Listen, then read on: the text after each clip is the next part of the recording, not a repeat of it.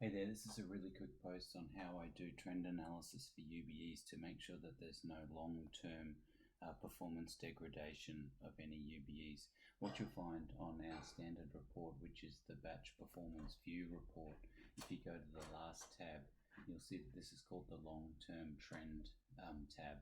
And this simply for the period that you've selected here. So you see here I've got the last month.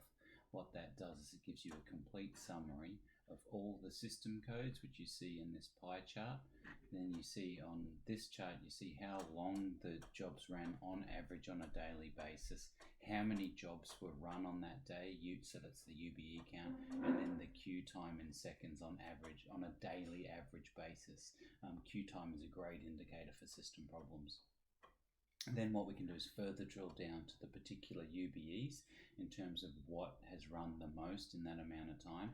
Then we can select the version. And as we go through and select and drill down on our problem areas, all these graphs you're going to see are going to update with relevant information for us to allow us to see any trending information.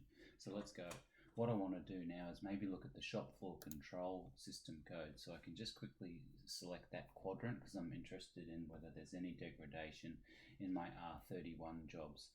When I select that, what it's doing now is going through and giving me the summary. So I see how many, on average, how many runtime seconds, how many UBEs have run on a daily basis, and how long they queued for. So it's good, there's no queuing for our 31 jobs.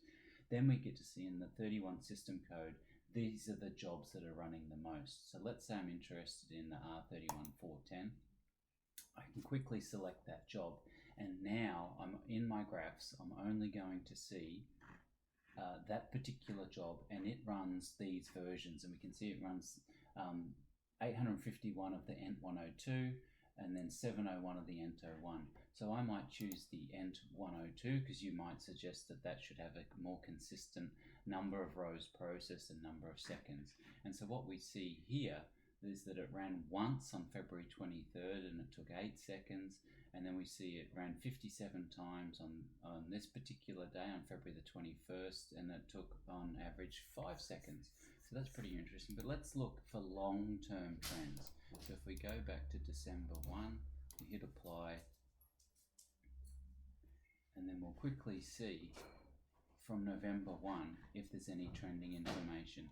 The one that I look at, of course, is the blue line, but we see a very linear trend here, so I'm not concerned about any of that performance. So there's a good demonstration of how you can use these tools to quickly do some baseline performance testing and see if you've got any long-term performance degradation. The bottom graph here is how many rows are processed on a daily basis as well, and that'll assist you look at any exceptional values.